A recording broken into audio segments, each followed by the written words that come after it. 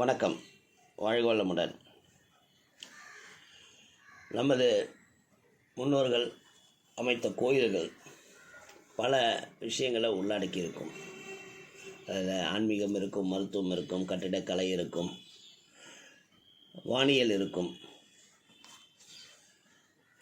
Even geographically அந்த இடத்த ஏன் தேர்ந்தெடுத்தாங்கன்னெலாம் ஒத்து பார்த்தோம்னா பல விஷயங்கள் நமக்கு தெரிய வரும்.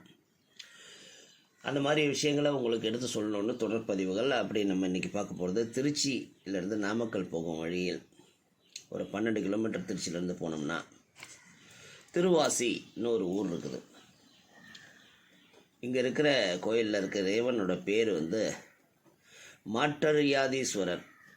மாற்றம் அறியாதீஸ்வரர்னு பிரிக்கலாம். மாற்றறியாதீஸ்வரர் என்ன இங்கே ஒரு சிவன் ஆலயம் இருக்கிறது. இங்கே இந்த மாற்றீஸ்வரர் எப்படி இருக்கிறாருன்னா ஒரு பாம்பின் மீது நடனம் ஆடுவது போல் அமைக்கப்பட்டுள்ளது.